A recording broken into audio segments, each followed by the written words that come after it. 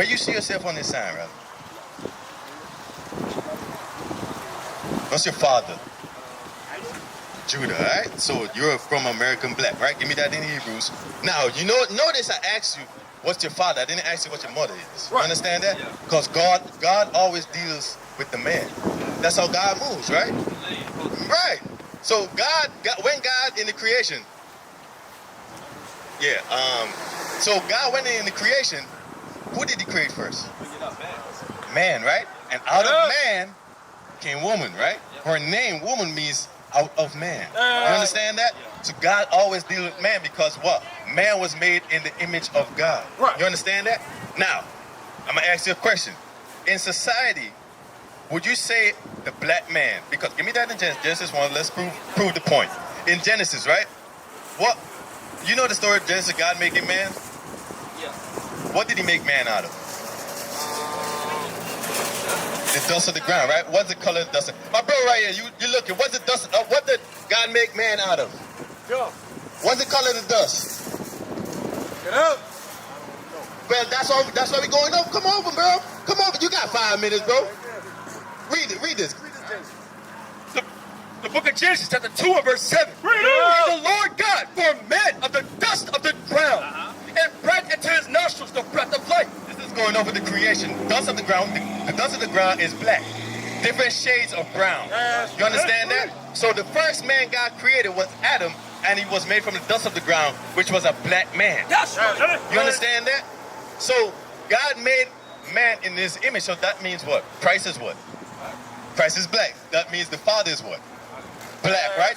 In society, what they teach you? Right? This right here. That's what society teaches you. God and Christ is white. That it can be found nowhere in the Bible. And if it can be, I challenge everybody to come up here, every Christian, come up here and prove that Jesus is white according to the Bible. Bring it out. You can't do it. You can't do it because it cannot be found in the Bible. No Bible on the face of the planet says that. But every nation on the planet believes that he's white. Copper. Skin was like copper. Right, it was like burnished brass. You understand that? Now, drop that. Give me the Hebrews now. Let's go over our heritage right now. Because you need to know where you come from, right? Because you know, I asked you where you from the sign. You said, Father, American black, right? So you be from the tribe of Judah. Question is, what other people, some people, you read the Bible? Time to time. Okay. From reading, what other people in the Bible come from the tribe of Judah? You know some people? Moses? Okay, Moses was from the tribe of Levi. Okay. So, my brothers and sisters right here, come and learn your nationality. Does God love everybody? God love everybody? So, what scripture is that? What scripture is God love everybody? Bring it up. Huh? John? John what? John 3:16? God loves everybody. You sure about that? Okay. If God loves everybody, why did he flood the world? Bring it up. And kill everyone? If God loves everyone, why did he flood the world and only save 8 people? Why is that? Bring it up. If he loves everybody. That is not love. That is not love. If I love somebody, I'm not going to drown them.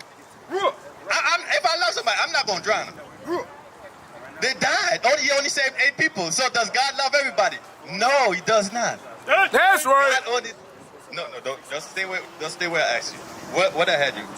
Hebrews, yeah, read that. The book of Hebrews, chapter 7, verse 14. Bring it out. It is evident that our Lord sprang out of Judah. See, it is evident, our Lord. Who's our Lord? Jesus the Christ, right? The black Messiah. This man is an imposter right here. Right. That is a more accurate depiction of Jesus the Christ, according to the scriptures. You understand that? So it is evident Jesus the Christ sprang out. Where you see yourself on the sign, bro? Judah? So you be from the same tribe as Christ. Right. So I got 2 Judas in front of me, right? So now it is that was your wife right there? No. Okay. So it is very important now that you learn where you came from, where you came from, why you're not there no longer, and you're in America, why you went through slavery, and the solution to get out of it. You agree? So now, because this information, you've heard this before?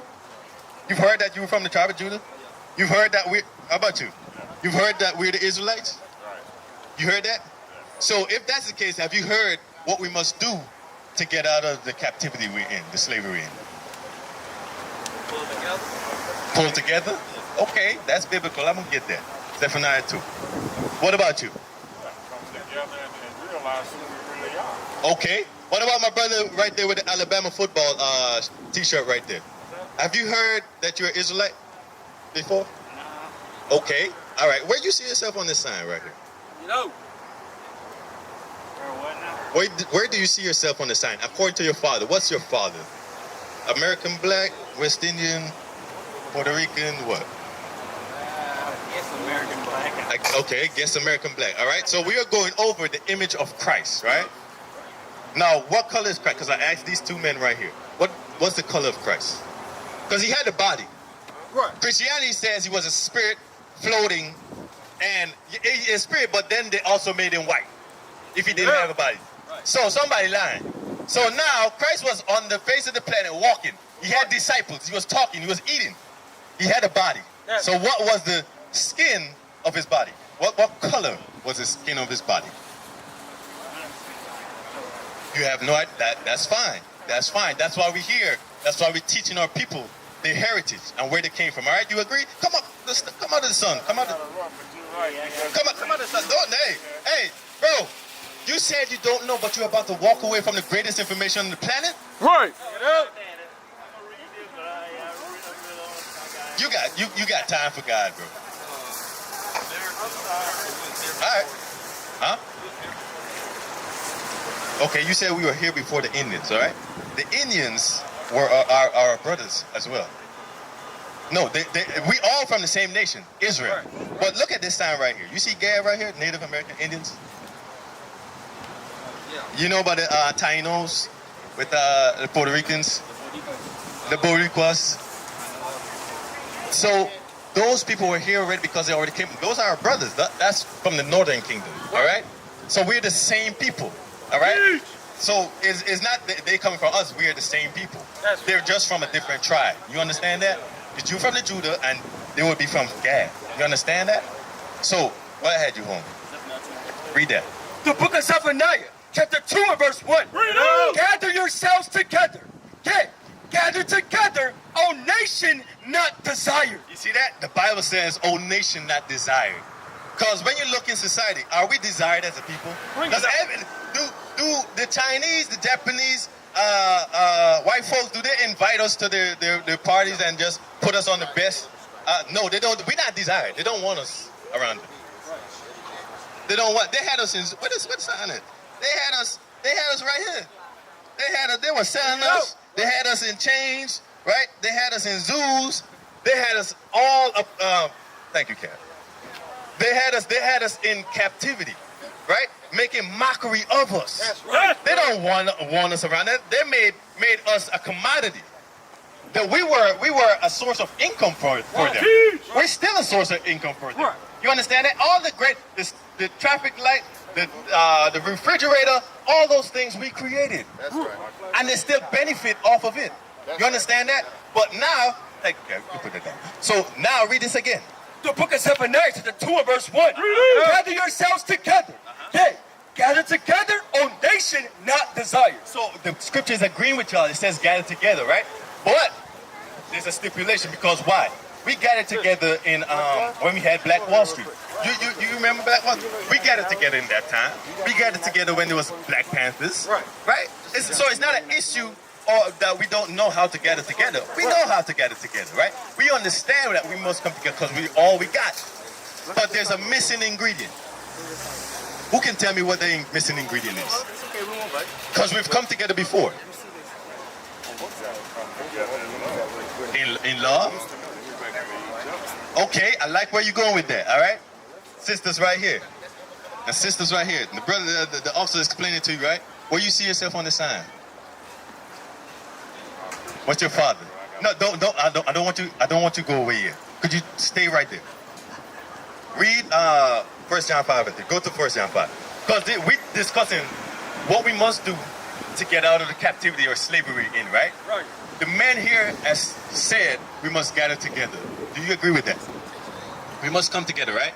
Now, do you know history when we gathered together in Wall Street and Black Panthers, right? You remember that, right? So it's not an issue that we can't gather together, but there's something missing, all right? Because I can't gather together with someone that steals money, right? As a thief.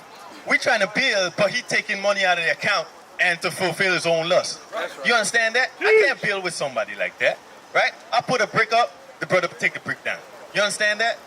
That there must be some kind of accountability, right? Some kind of checks and balances. But the checks and balances is this Bible. That's right. That's what keeps us in line. You understand that? Now read this. The book of 1 John, chapter 5 and verse 3. For this is the love of God, that we keep his commandments. Because you said we gather together in love, right? What kind of love should we gather together in? This love, right? Yes, it says it right here. Read it from the top. For this is the love of God, that we keep his commandments. So if you want to love like God loves, right? You must what? Keep his commandments. You heard that? You must keep his commandments. That's how you gather together in love. Keep his commandments. Because what? The commandment said what? Thou shalt not covet, right? Thou shalt not lie, right? That's what it says. You can't gather together also with you having different gods. Right. You can't gather together with someone in Islam, someone in Buddhism. We must all follow the same God. You know? Understand that? Read it from the top. This is the book of 1 John, chapter 5 and verse 3. For this is the love of God, that we keep his commandments, and his commandments are not grievous. And that's the problem. Our people think God's commandments are not grievous. For instance, women, right? The Bible says that women shouldn't wear pants. Is that hard to change? Let's get the law. You said it's not hard to change, right? So now, she about to leave. You're about to leave. Oh, look, watch your shade right here. You ain't got this shade right here. You ain't got to go there. No excuses, sis. Read this. The book of Deuteronomy, chapter 22 and verse 5. The woman shall not wear that which pertaineth unto a man. You see that?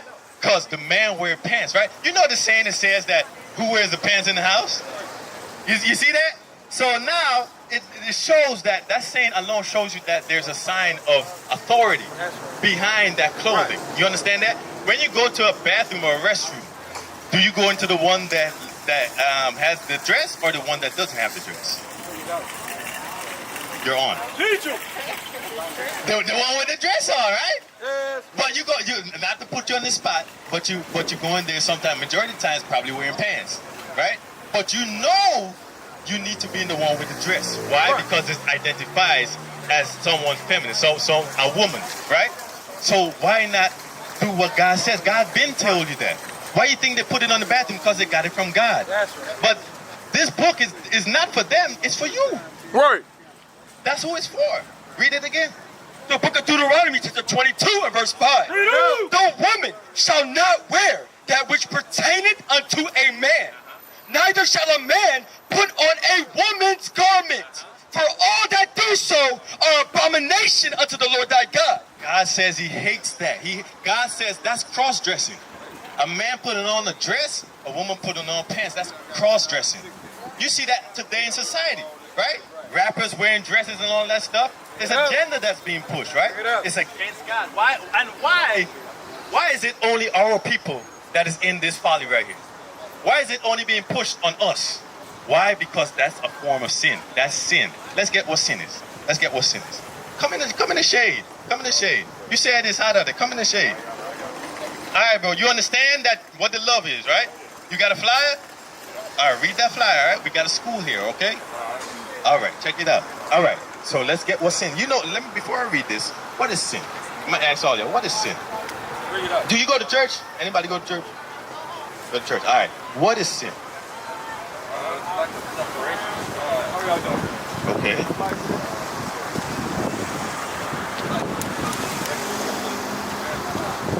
Real foul.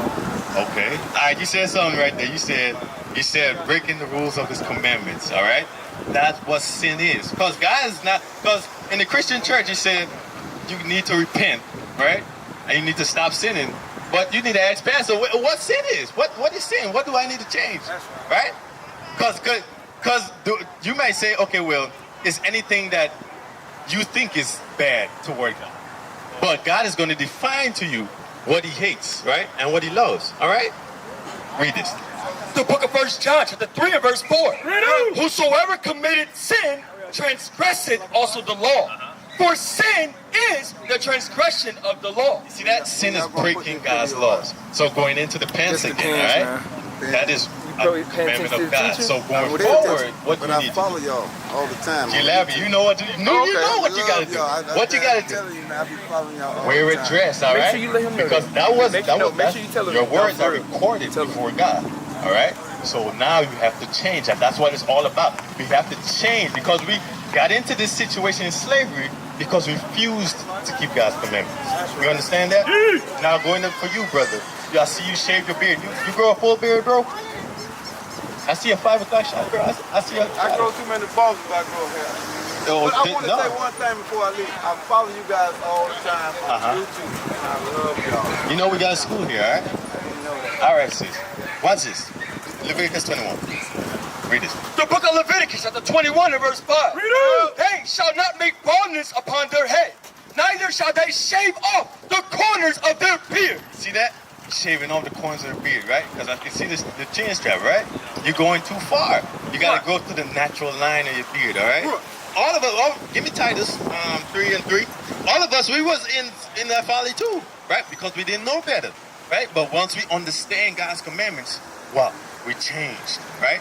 We changed according to what God said, all right? And that's what it's all about. That is repentance. If you want to know what repentance is, it is keeping God's commandments. When you didn't know, and you apply God's commandments now in your life, that is changing.